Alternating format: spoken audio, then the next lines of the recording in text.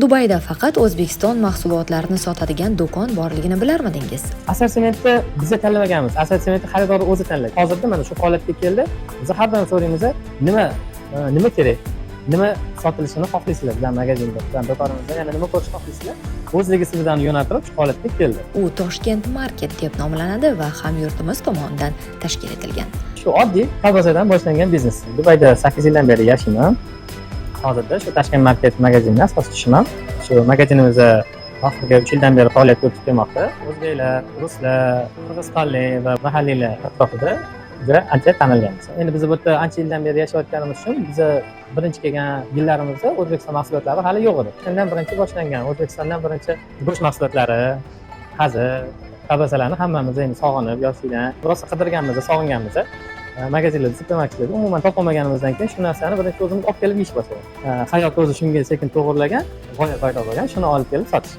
Oldiga yana narsa qo'shilgan onlayn bo'lib, so'ralgan boshqa mahsulotlar, odamlar sog'ingan mahsulotlar, keyin odamlar xohlashdi, shu kelib ko'zi bilan ko'rib, qo'li bilan ushlab ko'rib, o'qib olish xohlashdi, keyin shundan keyin offlayn holatiga keldi. Endi hozirda mana ikkita tochkamiz bor. Birlashgan Arab Amirliklarida o'tkazilgan O'zbekiston mahsulotlari yarmarkasi doirasida milliy mahsulotlarimizni realizatsiya qilish mumkin bo'lgan platformalar qidiruvga berildi. Shunda o'zimizni mahsulotlar sotiladigan do'kon haqida bildik va uni topib bordik. Eshikni ochishim bilan hozir bir qora ko'zimizni ko'raman deb o'ylasam adashibman. Pokistonlik sotuvchi do'kon rahbari birozdan keyin kelishini aytdi.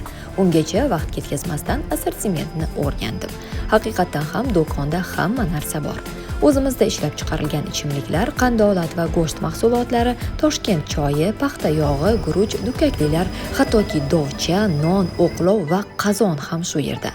Aytmoqchi, meva sabzavot mavsumi boshlanishi bilan sara mahsulotlar ham do'konga O'zbekistondan yetkaziladi.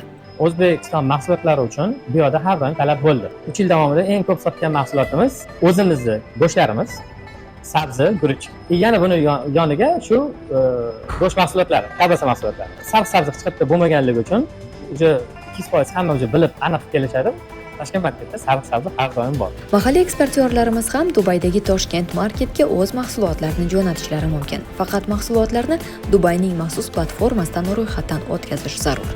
Eslatib o'taman, bugungi kunda fitosanitariya sertifikati asosida Birlashgan Arab Amirliklariga 91 turdagi mahsulotni eksport qilish mumkin. Registratsiya qilayotganda shu orqasida o'zbekcha, inglizcha, iloji boricha arabcha yozuv bo'lishi kerak. Shu standartlarni o'zimiz belgilab beramiz. Faqatgina hamkorlardan shu talab bo'ladiki, shu hamkorlik paytida o'sha momentini boshidagi registratsiyada o'zligisi bizga yordam berib, tarjimasini, ya'ni mahsulot orqasiga tarjimasiga yordam bersa, registratsiya qilib uni rasmlarga qo'yamiz. Registratsiya qilingandan keyin ushbu mahsulot nafaqat Emirat bo'ylab butun arab mamlakati standartiga to'g'ri keladigan bo'ladi.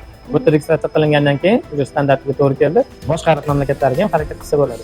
Registratsiya qilinmagan, hokimiyat tekshiruvidan, laboratoriyalardan o'tmagan mahsulotni magaziningizga olib turamiz. Bunaqa mahsulot topish qiyin.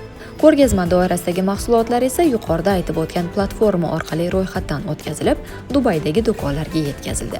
Agar mahalliy iste'molchilarga mahsulotlarimiz ma'qul kelsa, eksport hajmi oshib boraveradi.